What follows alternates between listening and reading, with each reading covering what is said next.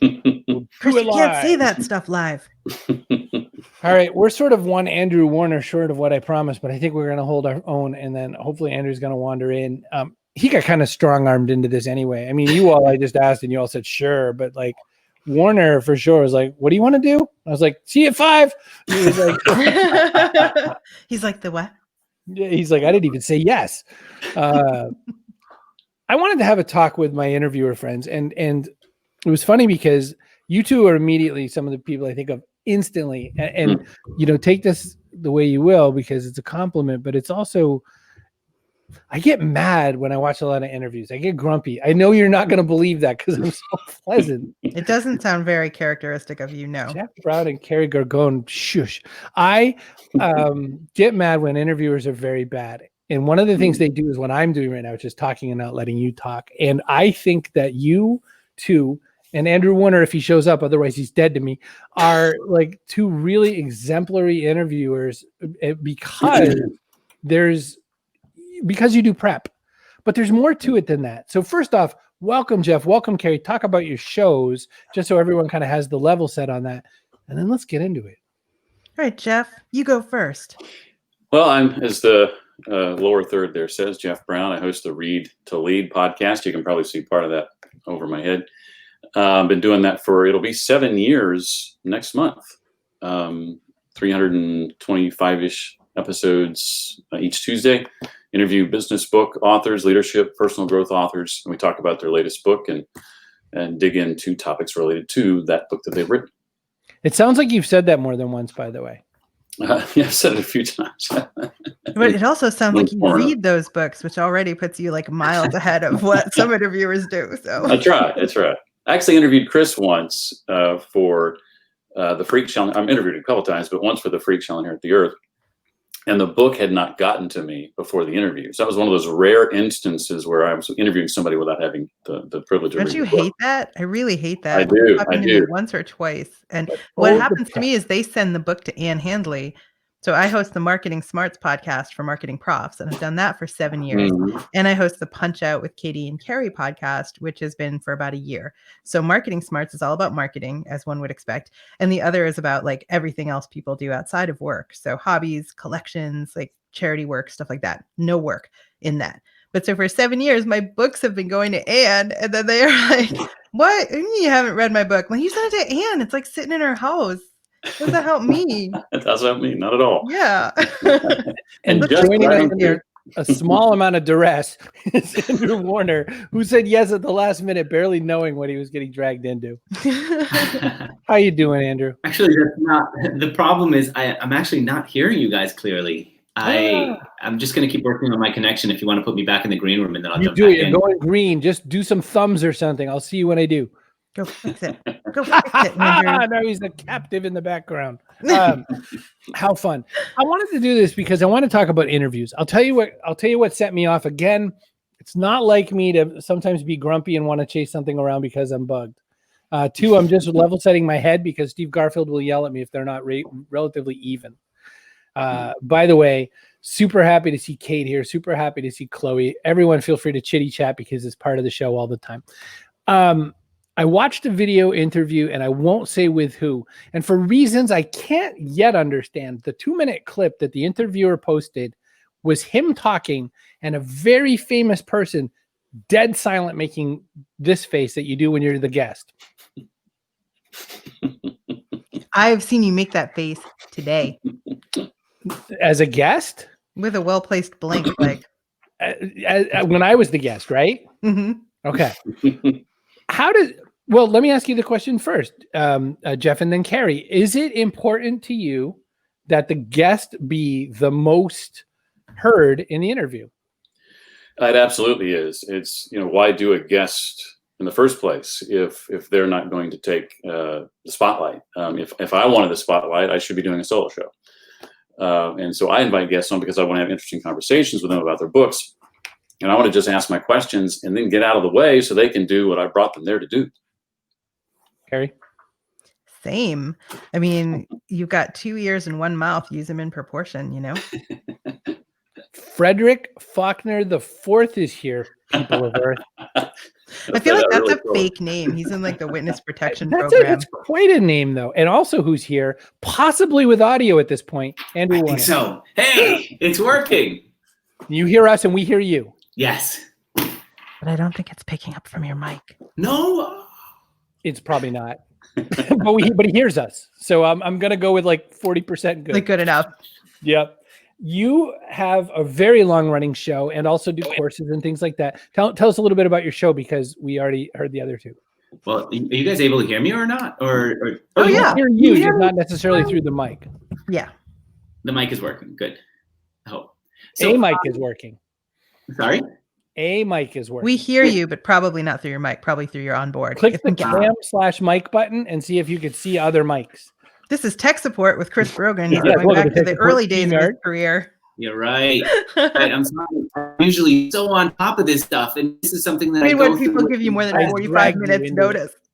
Plus, I was thinking about the fact that all of my overlays are made for like not this graphical layout. So like I could almost try to block Jeff's head, or I could try to throw something in sort of like the lower quadrant, and only Kerry represents my brand. It's perfect. If only I knew a guy who did overlays.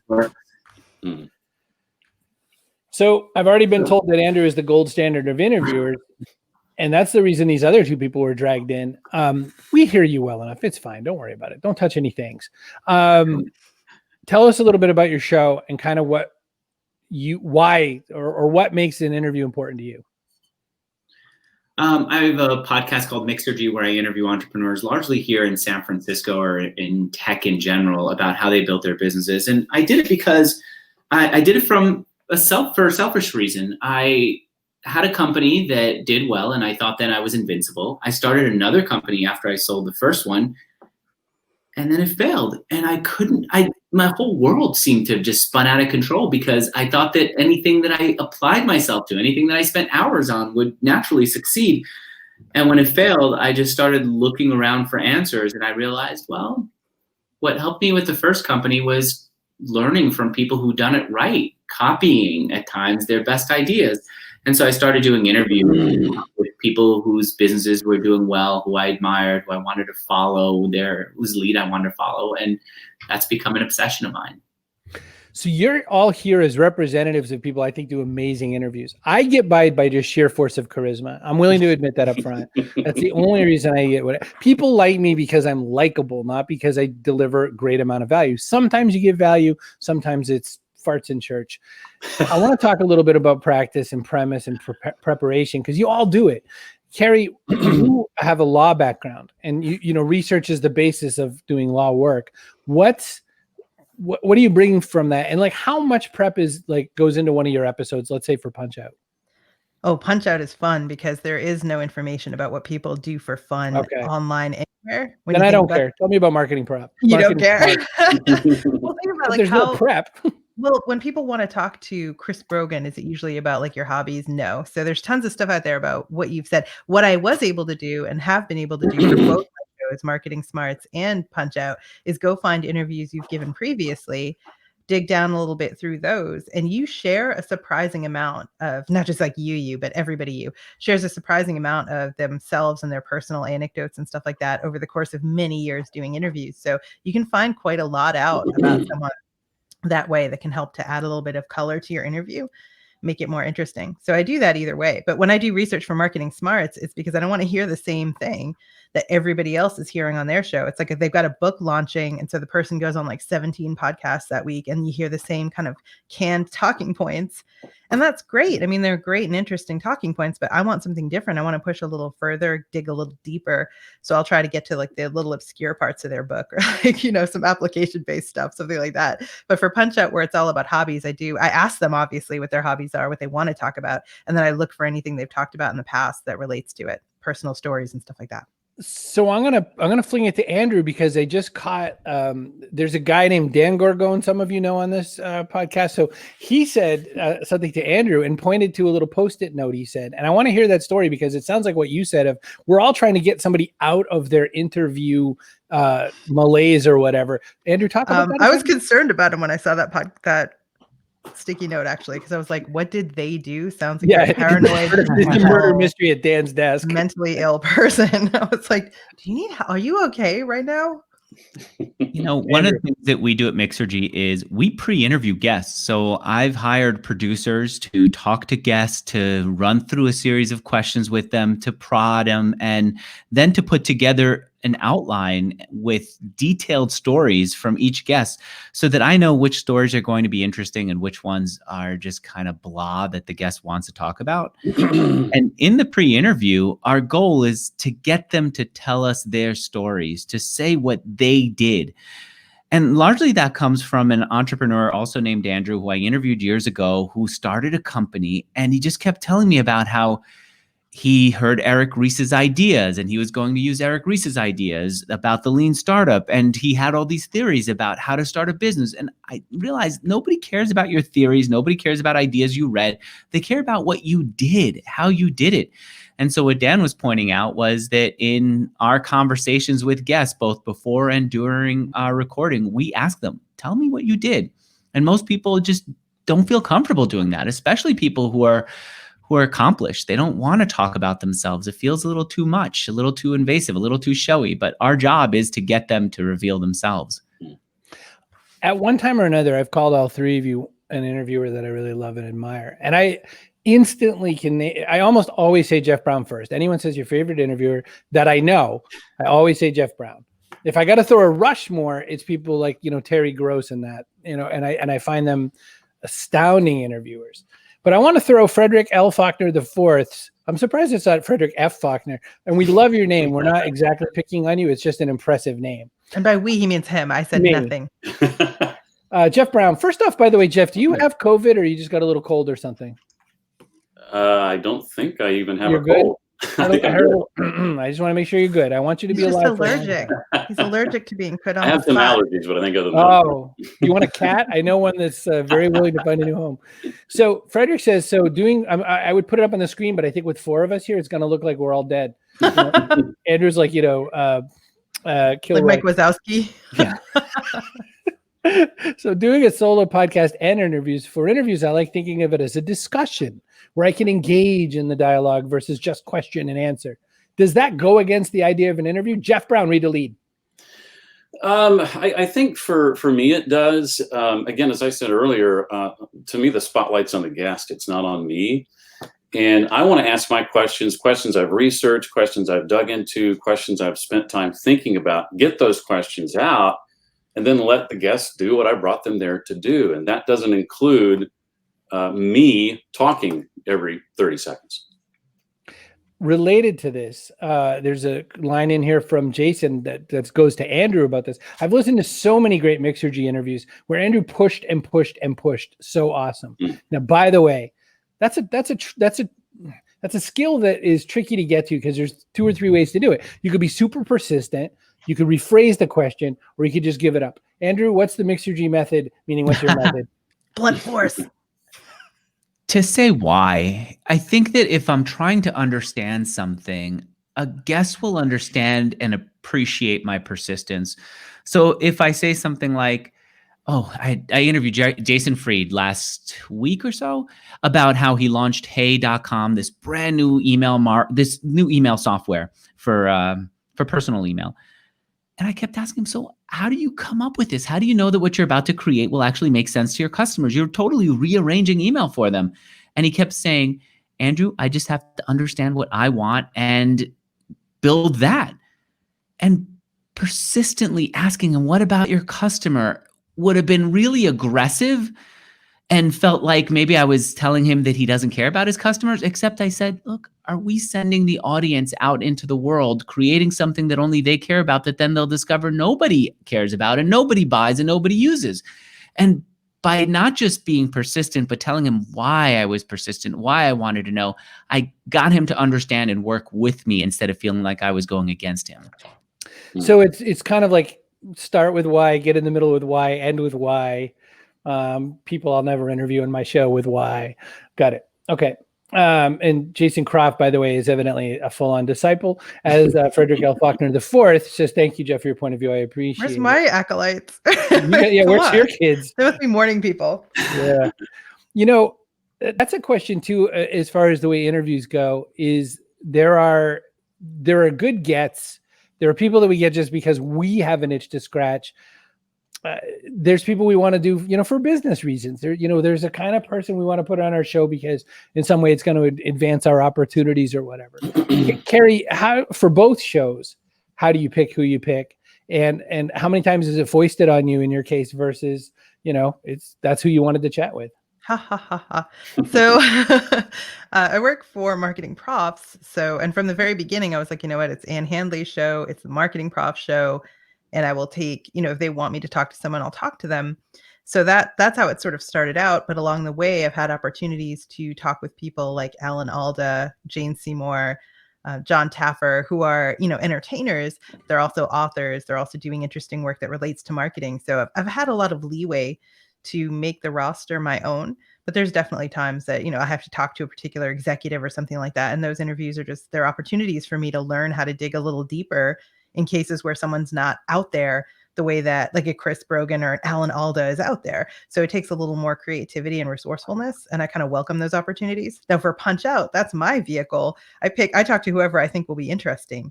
And I have complete creative control over that with my co-host and co-creator. So obviously between the two of them, I find that one easier, but. And I've got to imagine I know the answer for Jeff Brown, but you never know what you think you know. And so do you just happen to pick the kinds of folk who, just happen to have a book out, or what makes, it's a brilliant thing. Cause I feel like that's it helps if they have a book out, right? That's the bets that I get. Or read to lead. Like, it ain't like skim to lead. trying to pimp the book as hard as they can. So I get, leaders of religions and things like that for that reason. Is that how you get them, Jeff? Well, I get pitched a lot. I get pitched a lot more than I used to when I first started, obviously. But to me, the book has to interest me. Is it a topic that I gravitate to? And those topics vary. It can be leadership, personal growth, business, entrepreneurship, jobs, career, marketing, sales, any number of topics. But it has to be something that I am interested in. It's something that the description which draws me into it. If it does that, and I read it and I like what I read, I like what I skim, and then I'll likely extend an invitation. And at that point, I dive in a little bit more deeply into the book. I want to stay with you for just a minute longer, Jeff. And it's because one difference between yourself and some of the other folk here, as far as I know, because I don't know Andrew's background as well, you're the only one of us who has absolute massive amount of professional media background. Can you talk about the good and the bad of that? Andrew, you weren't a radio guy, right? You're just a startup guy who does this because you like to do it, right? Andrew, you didn't do any like stint at the Canadian, the School of Broadcasting or anything like that. Mic issues again. Nope. No audio. Sorry, I keep having mic issues today. It's probably an animal. Oh, there. Can you hear me? It's probably a squirrel, yeah. That's good. You've got beads wrapped around your microphone. I want to hear about the beads. I'm sorry, Chris. The beads. I'll focus. Sorry, guys, about the microphone. It bugs me. Are you guys struggling with this? And sounds great now. So okay, I have my beads, but they're way over here. So just a really quick question. You don't have a professional media background of this kind, right? I don't, just entrepreneurship. Gotcha. So I'm going to dig it back to Jeff. Jeff, you had how many years and that you bring to this whole thing? 26 years in radio Wow. prior to starting the podcast about 7 years ago. Yeah. You're a good looking guy, so I can't make the good face for radio joke, but what's changed in how you learned how to do it versus how you intend to do it now that you run your show? Well, the thing I appreciate is when I did radio, 95% of it was live, and you got one chance to get it right. And in radio, too, you'll find this in television. Oftentimes, when it comes to interviewing authors and people of that ilk, the hosts aren't reading the book. They're getting the cheat sheet, and they're Right. Just going off of what they've been given or what a producer has handed them, who's done the reading for them, what have you.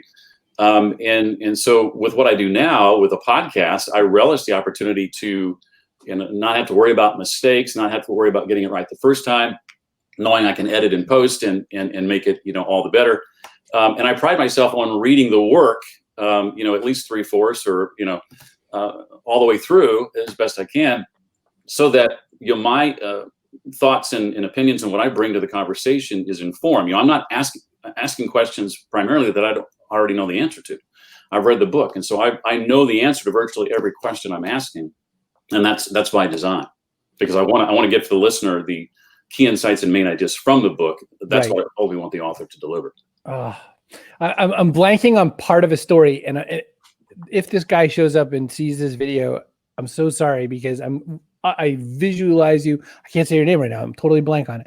I went to a late night AM radio, all taxi driver kind of interview for trust agents.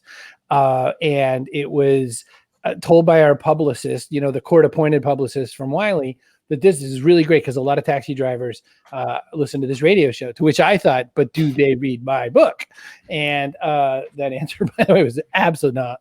And so the host say, Chris Brogan, he's the author of a book called Trust, and that was about that. And then he says, why don't you tell me what's going on with the state of the internet right now?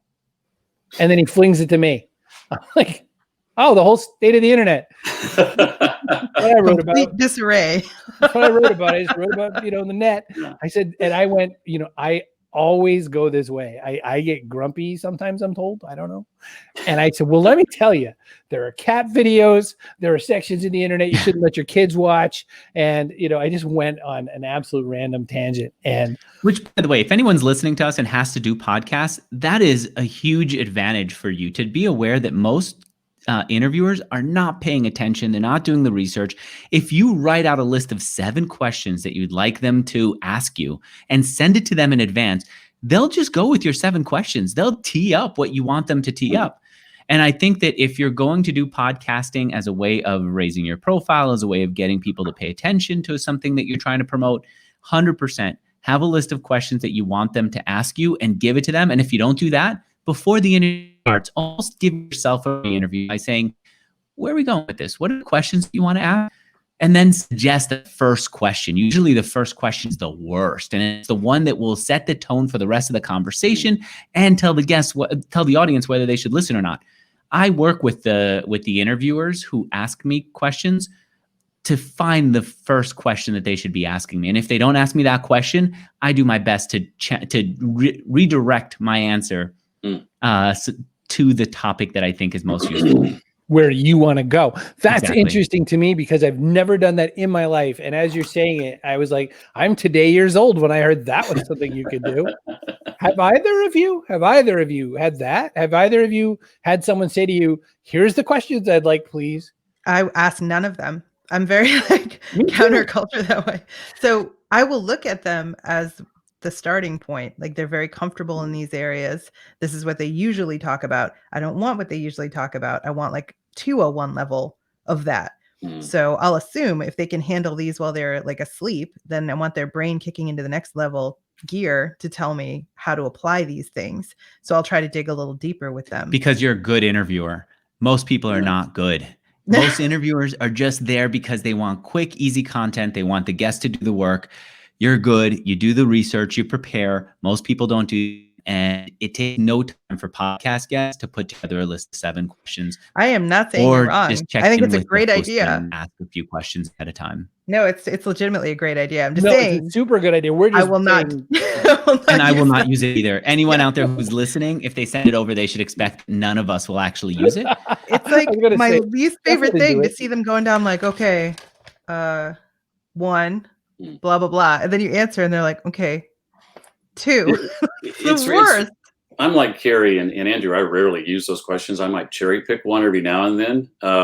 So I'm writing my own, but I'm still 100 times out of 100, I'm providing those questions in advance to the guests that I am going to ask, because I believe that enables them to be more prepared, to bring their A game. I hear a lot of people talk about, it's going to kill spontaneity. I've never found that to be the case, at least with the people that I'm interviewing. That may be the case, I guess, with some types of guests, but people I'm interviewing, they come prepared. They know what anecdotes they want to share. They have an idea of the point they want to get across. They've thought about stories they want to tell. It's not canned in any way. At least I've never. I'm jealous.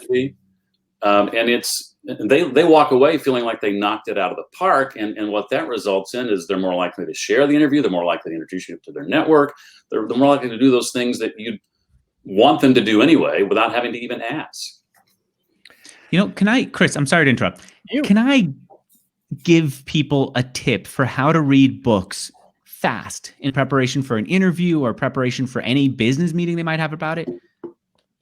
I'm just going to do it because the camera's on me. I read books when guests send them to me all the time. Here's what I've discovered. I want to go into the book. If I only have half an hour to read a book, which often happens, before I talk to the author about it, which again often happens, what I have to do is say, what am I looking for? You would never read a Wikipedia article about a country you're going to without saying, what am I looking for? You wouldn't read every word of it hoping something will be useful. No, you say to yourself, what I want to know is a history of how Argentina became an independent. Were they ever non-independent? I want to know what the financial situation is. Do they have high inflation, or is there something else? And I might want to know about what the cool spots to look at. Now I'm ready to look at the Wikipedia article and go and look for that.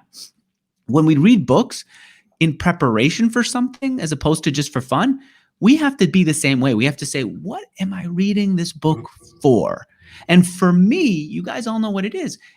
I want to know their personal experiences, especially the most poignant, most painful ones. So when I'm reading it, I could look for those moments. What I'm not reading it for is their expounding on world events. I'm not looking for them to tell me the truths of life unless they personally experienced something and then walked away with the truth of life. So when you're reading, you could very quickly dismiss. Your eyes might read and glaze over every one of those paragraphs where they talk to you about how they believe the financial situation in the world is wrong and about inequality. Totally fine. Good observations. But if I'm interviewing you, I don't care about that. I want to know what you did. And so I look for those stories. So as you're reading books, number one, have the purpose. What are you looking for? Number two, give yourself permission to not read every word of it. You would not, again, you walk into a new country, somebody hands you a guidebook, you wouldn't feel like, oh man, I didn't read every page of this, I'm going to have a bad experience. No, you say, what do I care about? I care about food, I care about party places, and I might care about one or two places to stay, and I give myself permission to not be obsessed about everything else. Same thing here. You're reading a book, look for what you're looking for, and give yourself permission not to obsess about everything. I flip to M for murder.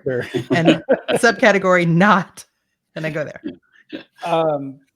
Jeff, you do in your prep for Read to Lead podcast. I feel like you always go far beyond the book. You do a lot of external research. You take a look around, see what else you can find out there. You take through that as well, which goes, in along with what Andrew's saying. We also just all kind of expressed that we're not super into getting the questions pitched at us. Is there any kind of fallback set of questions that you like to go after? Is there anything like, if you started at nowhere, what kind of question would you go after, as some of the most important parts for you? Well, just some key questions I'll ask, because I think they're skills that leaders need to have, and one is on the art of public speaking. And so I'll often ask most guests their personal tips for delivering an impactful and memorable public talk. I'm almost always asking guests for them to recommend, what's impacting them. What are they reading that's had an impact on their career, on their business, on their life? What would they recommend others read? So those are a couple of go-to questions. I ask virtually every guest some version of those questions. So there's 2 or 3 that I ask everybody, and then the 10 or 12 questions that precede that are unique to that. Unique to them, and that's how I feel it too. Brian Fanzo's here, and what a group. That's only because you were out jeeping there, buddy boy. So we didn't get a chance to ask you. Kerry, I'll throw this to you. Kate asked the question, what do y'all think about the length of an interview? I'm about done paying attention right now, and that's it's over for you. Fairly accurate, because about 20-ish minutes is what they say people are, given. And I just asked that question to the people that I served yesterday. I said, I'm thinking about making, I usually do like 40-ish minutes for a show right now. I'm thinking of slicing that and maybe doing 2 interviews or something. Kerry, what's your take? So in my experience, about 20 minutes of really good, solid insight is where I land, because I'm talking about really heady stuff for marketing profs usually. I mean, I try to infuse it with a little bit of light moments, but it's a lot of intellectual, kind of heavier stuff. But if I'm on Punch Out talking about hobbies, I can talk for longer and people will listen for longer, because it's personal, it's fun, and it feeds kind of a different part of people's brains, I think, than work stuff. I have a limited attention span for work stuff. I don't have that same limitation if I'm talking about fun, super happy, fun stuff. I don't know. I don't know if other people are the same. Right. I haven't done a panel kind of question thing in a long time. And when we were talking about this, I was thinking about all the event panels I've ever done and how there's so many bad ways to do a panel. There's the whole, let's go down and ask every single person the question. That is murderous. There's the one where, the one person who speaks the most gets to be the panelist the most. And there's a lot of other, ways that this doesn't work. I think we all do mostly solo interviews. Is that accurate? I think so. We all nod. Yeah. Well, Punch Out is like me and my co-host. Well, sorry, you a co-host and a guest, but not like, we're here to ask 8 people. Oh, right. No, never. Scuba diving. No. Right. Andrew, what's your take on length to answer Kate's question and or this 4 people shenanigans that we're doing right now? I like that you're not asking each one of us a question and making sure we each get a turn. I think it feels fair, and it probably is fair, but it's annoying. As far as length, I think this is one of those situations where you just have to do you, where whatever works for you, there's going to be somebody out there for who's going to appreciate that length. For me personally, I like the longer form interviews. And the reason that I prefer them is I find that my guests don't ever give me my guests never complain or feel awkward about something they said in the first 10 minutes. In the first 10 minutes, they always wish that they hadn't droned on. It's the part that comes at the end that they feel especially dangerous about. If you think about Elon Musk's interview with Joe Rogan, he didn't smoke weed within a minute of it. He didn't smoke weed in the first 10 minutes. He did it at the end. When I think about the guest who recently told me that he and his wife have an open understanding that he could go and sleep with other women in the relationship, it didn't come out right away. It came out after he had some time to get comfortable with me, after he had some time to just let himself be. And I want that. When I'm talking to my guests, I'm looking for the stuff that they don't feel the need to burst out and yell, but they're holding inside of them and they want to talk about it. And that comes out later. It's funny you mentioned Rogan, because when you said something I kind of like longer form, I immediately thought of him because it's amazing how many people cite him as one of the better interviewers. I don't utterly disagree. I just don't like that 2+, 3+ hour format. It makes me insane because I don't smoke a lot of weed. So I don't really, I feel like that show is a great justification of duration. But I will cede you the point that I do watch the JRE clips that I'm sure some third-party jerk ass steals from Rogan's show so that I can watch the 9 minutes that I want to see distilled out of that time. And that usually will come at the end. So now today we have, Descript as the app that will automatically transcribe your interview and then let you just copy and paste the text that you like so that you can keep just the part that you like in an interview and get rid of the rest, right? It's incredibly effective. Only $15 a month, including transcripts. I'm not shilling for them. I may have a few of my details. Script. I think Camtasia added that feature. Did they? Check. I think in one of their most recent versions, you can at least edit based on the text. So the beauty of that now is if you do give yourself a little bit longer to have a conversation and find that the most interesting parts come at the end, you don't have to make your audience sit through the parts where people were just droning on or feeling uncomfortable or getting comfortable with themselves or futzing around with their mic the way that I did because things weren't working out. You can just pull out the brilliance and keep that. And so it doesn't have to be an either or. I'll just say that for me, I find that the most personal stuff, the most insightful things that they don't usually talk about show up later on. You have to be ruthless with your editing. I don't know if you guys do your own editing. No, you do the best editing. You are so good. Hack. Yes. Yes. So a lot of that stuff does. You do that yourself, right? I do. What do you use to edit? I use Camtasia. How long does it take you to edit? It depends. So I had one person that I let script questions for. They really wanted questions. And so I scripted them and I didn't want to use them, but I had to. And they gave me scripted answers and it was awful. So thank you, Jeff Brown, but it was terrible. And so like every third word they would say, to make it sound like they hadn't scripted it, but they had. And so I had to do like major surgery. So that's like an hours long affair, right? But normally that's not the case. Normally, if they're just getting warmed up and their executives sometimes aren't used to being on podcasts, they're not comfortable. Yeah. I try to do a prep call. Some do, some don't. Some have their team with them. And so until they're comfortable with me, they're not going to give me anything useful. So that first like 7 minutes, sometimes I've cut out just like the basics of them being really stilted. And when that's gone, then I get like 20 really good minutes. Yeah. That's what I was saying. It comes out to about 20. It'll take me like a half hour to get to a really good solid 20. That's what I found. I'm with you there. I'm going to throw it up to Jeff because Brian Fanzo has a question that I think is a pretty useful one. I have an opinion on it, but I want to hear Jeff's. This is the question of doing the background part of the guest. Do you throw that at the start, or do you integrate it through, without or whatever? And, funny because I kind of got dinged by someone by saying, you're not really asking the question of like, how did you get started? You're only showing me the full, fully realized person, and you're not going that far to where they got started. Jeff, how do you work with backgrounds? What's that about for you?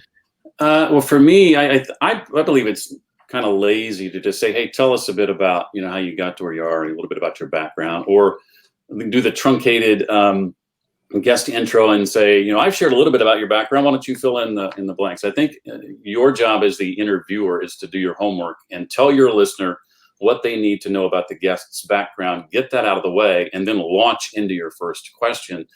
People love to talk about themselves, and if you rely on the guest to tell your listeners about themselves rather than you doing it, they might drone on for 4 or 5 or 7 minutes, and that's more work for you later. So I decide what I want the listener to know about them, what they need to know about them, and I tell that to the listener right off the bat. Welcome the guest to the show, and then we go right into the questions. You should know that Chris Brogan is a patent liar. Chris, tell us about your time being a helicopter pilot. Wouldn't that just set up the whole thing? The unreliable narrator right at the start. I do like to spring some stuff on people later. If you're like, you went to clown college, is that right? Like in the middle of it or something. And you're like, yep. Well, there's a truth to that, though, that sometimes it really does. I mean, you could get this, you could really change a dimension on an interview if you throw some kind of background thing at an interesting time. Mm-hmm. That seems like so much work. Like I wouldn't do it. But like probably Andrew or someone would do that. Like, but really, let me ask you a question. I know that you robbed a bank. No one else does, and then suddenly there's a whole new interview there. So this is a personal pet peeve of mine. And wait, are you all doing live video kind of stuff to start recordings these days? Is there a lot more live in your video thing right now? What do you mean by live? Facebook Live? This is live right now. Yeah. Andrew's like, what it is? Do you record Mixergy live, or how are these shows done for you? I do it one-on-one via Zoom, and now I'm looking at Squadcast. Okay. Jeff, do you do yours live? You don't, right? I don't. No, I never have. I'd prefer to have a little bit more control over what end product goes out to the world personally. And I'm lazy and don't care. So yeah, I edit the one that goes to YouTube, and that's it. Kerry, your Marketing Profs hidden behind the scenes one for Marketing Profs Pro is that way, but that's not how you do Smarts, right? So Marketing Smarts, I've always done it the way Jeff does it, which is they have the interview, it's private, I edit it, and what I release is this very polished, well edited and produced, finished product. What I've started doing now, I moderate the Marketing Profs Pro Facebook group, which is a closed group. It's exclusive for our pro members. And I've started giving them like a sneak preview of what's coming up. That's part of the bonus of being in the pro group. So they get to see me doing the interviews. But what's happened is it's evolved a little bit because they come in the last questions. I'm like, well, I can't not like ask a question for the person who showed up live. So it definitely changes the dynamic a little bit. I still edit. I still have control over the final product that goes out, but it definitely changes the dynamic of what happens during the recording. In my opinion, it's a favorable change. It helps people to relax. They feel it's counterintuitive to me. I thought maybe live would make people nervous, but I think it's seeing kind of the rallying of support, seeing that people are interested. It does something. It makes people feel good about participating, and they want to give more. It's been really interesting for me. What's my new British ex-girlfriend's name? Oh, Kate Murden. Kate was an example of that. Kate was really lighting up the more the audience loved her. So, and Bob was there, so it was craziness because I'm asking stupid questions. Bob's asking stupid questions. She got like super excitable about it. Deanna, who, by the way, I was less excited about it. You were less excited about it. I was going to gloss over that part. Thank you. Deanna, by the way, I have never seen your Facebook profile pic. I just realized because holy, that's a great looking Facebook profile pic. Aren't you lovely? If you did something on Facebook Live, would you edit the first 10 out for the replay? What you're saying is so true in terms of getting good. I engineer for this. So my pre-guest experience right now is we talk as if we're on air pretty much for almost 20 minutes and we get laughing and stuff like that. And by the time I hit record, we roll into the live, super live and happy. And I engineer it as if that's when we start. If there's 0 people in the room, we talk as if there's 190 people in the room. I did that when I was in radio. We would bring artists in and into the studio, and they wouldn't know the tape was already rolling. We'd bring them in and sit them down. We'd just start talking. And about 15 minutes in, they'd usually ask, "Are we recording already?" "Oh, yeah, we've been recording this whole time." And then we would just continue on with the interview. But we didn't want to have this sort of, we didn't want to slate, the interview's beginning now. We just wanted it to just go into it naturally. Right. And we thought we'd get better performance from that. I mean, the only time that would be like dangerous, I guess, is I'm looking at Andrew's face, and he gets people to talk about their open marriages. So I guess I can imagine there's a danger in the person thinking they're off air, and that kind of lands in the recording. Plus, you all like to edit, so. I do. I talk to them before we get started, and I make sure to keep repeating, "This is just you and me." And partially the reason that I do that is so that I can interrupt them a lot more. If I let them go off in the conversation before, when they come back in the interview and repeat the story, they're almost apologetic for repeating it. So, right. Dan Pink did that to me today. Dan Pink kept saying, "We just talked about this before we hit record." I hate that. Yeah. I was like, "Shut up, Dan." Like, right. It's fine. Nobody No one was here. It's like the opposite of the Hamilton song. Nobody was in the room where it happened. So anyway, Cassidy. Sometimes I don't interrupt because I know I'm going to have to edit it later. I would rather just let them get it out, and then I can hack it out later. We are all our own editors. I think, I don't know, probably Andrew. Andrew has like 85 servants who do it or something. But when one edits themselves, one loves, and I'm going to get to that because I saw Brian said something about it. I never call you Brian. That sounded weird coming out of my mouth. Cassidy says, "I try to make sure I give the listener a reason to trust the expert." So, the backstory kind of a thing, which is, that's why everyone wants your about slide early on and that sort of a thing. Don't you feel like they will trust you, though, if they're listening to you talk about the thing and you know what you're talking about and you're digging into some like deeper knowledge type questions and they have answers? It's that webinar thing, though. Why should we listen? That I think the same thing about webinars. Like, they'll demonstrate for you their value during the course of the webinar. Well, if they wanted to read their bio, they could have read it before they signed up for the webinar. I don't know. All done poopy things. So Brian, see, I can't say that. I just got to say Fanzo. Although I just heard Jason Keith call you Fonzo, and I thought maybe I'm saying it wrong. Or maybe just Keith is wrong, because I would like to believe that. Live for me, I end the live before I do the final podcast segment to get some people to come and listen to the podcast. Oh, I love that. Okay, we're going into the last segment. Okay, we're going to talk about this open marriage. How fun is that? How fun is that as an idea? I really want that. So Robert Collins, the other thing he does as a guest, by the way, is he shows up and says things like this. "And Chris, why did the turkeys not fly as expected when you dropped them out the wonders onto the wonders people below?" You either know the comment and the quote, poor Les Nessman. For the love of God, I thought turkeys could fly. That's why. That's what we have. So Cassidy has another real important grown-up people question, and then I see LGO is here as well. How do you? This is, by the way, Kerry hates it. Kerry hates it when I put up a big question because there's not even an answer.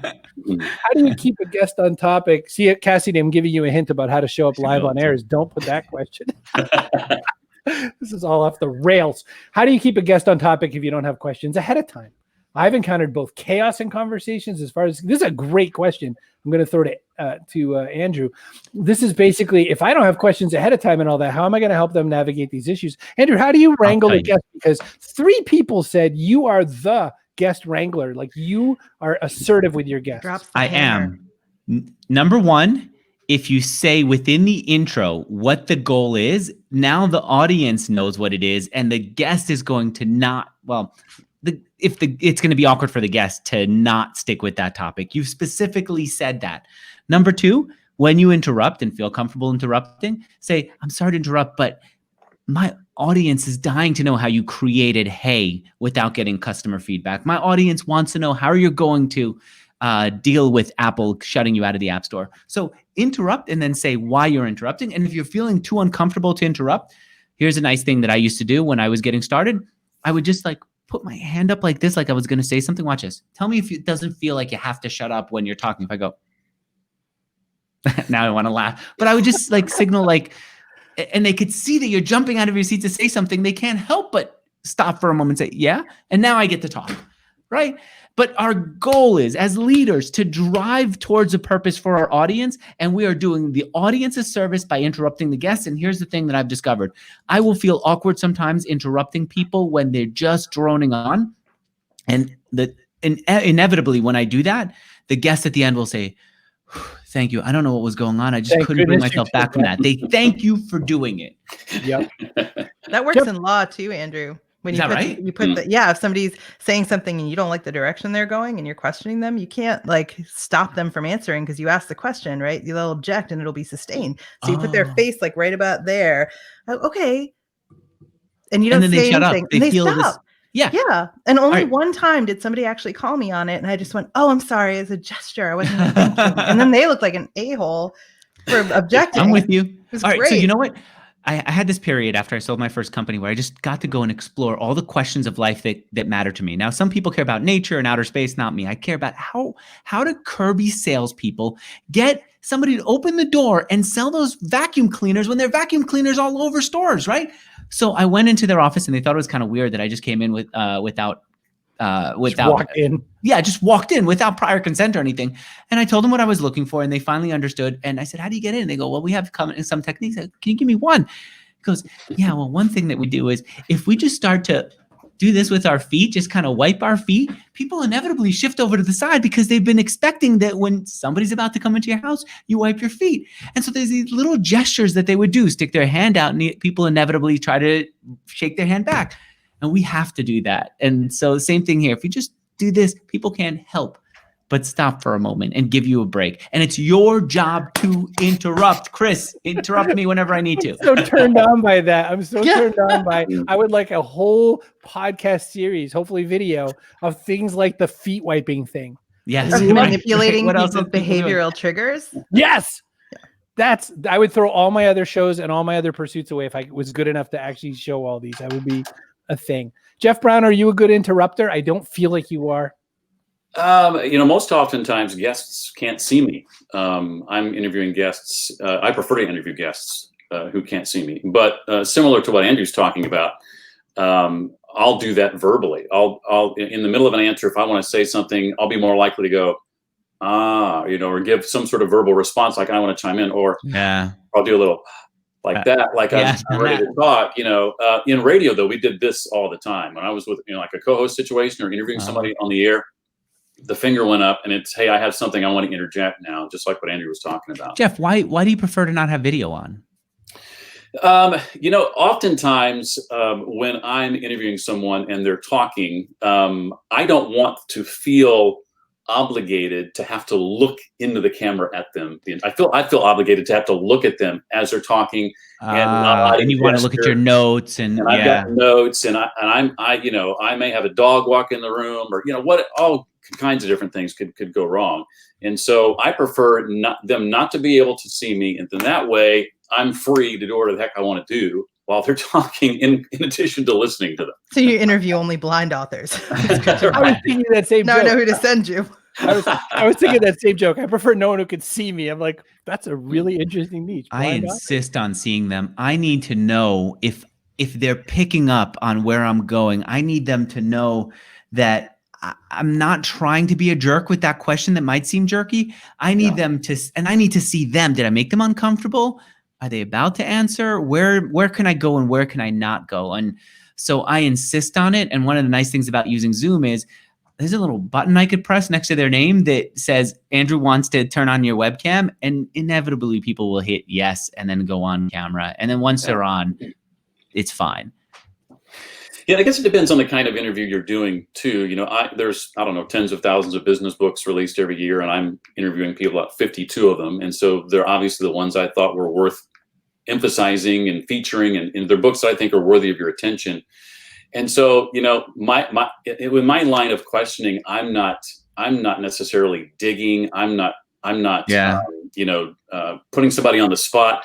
I'm giving them moment after moment and opportunity after opportunity to shine and look good and convince people that, like I already believe, that this is a book you need to buy. This is a book you need to read.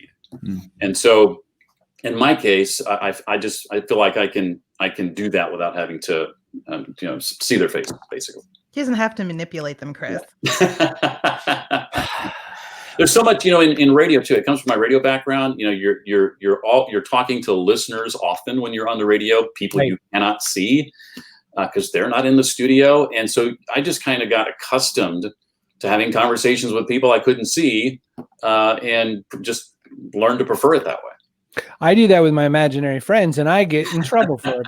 But That's not. I don't interview people on video. I just interviewed somebody Friday who was on video, and that works fine. And I did a virtual summit last year, and it's all video. And so I'm open to doing that. I'm not opposed to that, but I like the freedom to not have to always. I like your backdrop. That alone adds a lot. You both do. Sorry, Chris. I mean the two of them. yeah, no, I get it. I have Kermit. Laura says used that to do she's it been on that way, 50% Jeff. of your shows, which has to be Jeff's, and I love hearing them behind the scenes. So We've had Laura on. Yeah, she's great. By the way, Laura and I have shows conflicting times, so we are always going to be like Lady Hawk. I get to be Michelle Pfeiffer, and she's Rutger Hauer, and we just never see each other. It's just Or you always could do it together one day. Steve Garfield cheats on me with Laura Gassner-Otting. That's all I'm telling you. Right Well, now. it would be his best day ever then. You guys do it at the same time. one Andrew day. will get him to confess to this someday. All right, let me get back online here for a quick second. So Jeff, I used to do it your way. I used to interview people for Marketing Smarts only with voice only. Mhm. And that was okay to a point. What I discovered was it took about twice as long to establish rapport as it does with video. Mhm. I did not expect that. Yeah, I see your point. Yeah, that's probably true. I may spend a little bit more time in the green room chatting and getting to know them by doing it the way that I do it before we actually go, into the interview. But call me crazy, but it works for me. Oh, I thought you were going to say old-fashioned. I was going to say old. Well, that too, especially the old part. Well, no, but I feel like Steve Garfield cheats on me with Laura Gassner-Otting. That would be a T-shirt, by the way. Everybody besides Carol would buy one. But the opportunity to have you all on means a lot to me. And this really, one thing I said before Andrew got all configured. And again, I bullied every one of you into it. Just some of you were faster to say yes. The reason this got me started was I watched a clip that someone put up on LinkedIn, and he was interviewing someone very famous. You know how we get to interview some people that we consider pretty good gets? This is a pretty big get. And I watched a person stand and listen to our interviewer talk for 2 minutes solid while the guest did that thing guests have to do like you're politely doing right now. And it was 2 minutes. It was so uncomfortable. And I felt my squeezing in my pectoral muscles in my chest. And it was hard to breathe because I was like, just fucking ask a question. Just fucking ask a question. And anything out of context, right? I just talked for a minute. Anything out of context, but I just was insane about it. And so I think that I wanted this video to exist. I want it to be somewhere out in the universe because I want people to know that you can make good interviews by asking good questions. You can interrupt people. You could do lots of prep, like 3 of 4 of people in here do. You could do so many things to make an interview work really well. Another thing I hate about interviews, and I'm going to pass it on right here. Last thoughts for anything I didn't cover. Andrew, what didn't I cover? Why do people do that? I mean, it just sort of, to me, it always ever sounds like you're a bad interviewer because you didn't satisfy your. So you know what it's awkward at the end, and you want to kind of leave it in a positive note. And one of my problems is I'm very aggressive throughout the interview. And then at the end, I feel like I just want them to know that I really like them and I didn't want to hurt their feelings. And so at the end, I'll end it with something nice. And I hate that I do that. The thing that was even worse was I would think at the end of the interview, we now have all this rapport. You trust me, right? And I'd ask my toughest question at the end, and then I'd leave them alone to stew in it. It was the worst. It wasn't until I hired a coach who would go over my transcripts with me that I realized that's why my guests are so upset afterwards. I left them with this very painful point. And so I do think that the last question is tough. We have to think about it, and we have to be a little bit more intelligent than just final thoughts. But I get where those people are coming from. It's a point of weakness. That's interesting for 2 reasons. One I'll tell you and one I won't. The one reason I will tell is one of my new favorite comedians is Anthony Jeselnik. And when I say that, when you rush out to look up who Anthony Jeselnik is, you got to realize his comedy is like one-liner kind of comedy with ultra dark premises. and he makes jokes that are meant to make you feel yucky, and not to make you feel yucky, but just like a premise that is not a good premise. And so it is a real feeling. And someone said to him a few different times, it's echoing yes and with Andrew. He said, someone said, you should really let them in on the fact that you're just joking. You should every now and again like break character and just smile and say you're just joking. He goes, are you shitting me? That's what they want. They want it to hurt the whole time. If I just turned to the crowd and said, hey, it would wreck it. People kept trying to get him on sitcoms to act like other comedians. And what's the one you wouldn't tell us? You said there's one you could tell us. There's one you wouldn't. See, that's what he does. That's what he does. Come on, we're right at the end. Yeah, he's like your mom. We told you everything. Just tell What's me. the one? Just so tell me. in S&M, there's the beating the person, and then there's the aftercare. The aftercare is what I was thinking when you said that about the last thing. That's a real thing, truthfully? Yeah. Yeah, he's going to stroke you on the head and be like, there has to be aftercare. You have to be like, you're not really a boy, Andrew. Or something, and then you So do you think I should do aftercare for them at the end of the Absolutely. interview? I should. only if you ever want to talk to them again. And then edit it out. Don't record it, right? Stop. Exactly what I think. So, by the way, Laura says, I've done 150 podcasts when Limitless came out, and I wish 125 of the hosts had watched this show. I'm putting that on a t-shirt. And then on the back, Steve Garfield cheats on me. Jeff Brown, Andrew Warner, Kerry Gorgone, thank you for giving me some of your time. I cannot believe it was just shy of a full hour. That's ridiculous. It went so fast for me. So anyway, thank you so much for your time. As I always in the show, I say the same thing, just get the hell out. However, I will be reasonably kind. Please tell me where these folks can come and find your shows. And I hate that question, but please do it just so I can leave. Google Andrew Warner. You'll find me everywhere. That's Andrew perfect. Warner. The Mark Horvath. By the way, new picture, Mark. You're such a good looking man. Jeff Brown. How can you tell? I like his hair. Okay. Jeff. readtoleadpodcast.com. Kerry. Marketingprofs.com and punchoutwithus.com. Punch out. All right, everyone, I'm leaving just like I do, which is always the same. I'm going to hit the button. Get the hell out of here. Oh, and I hit the wrong button twice today.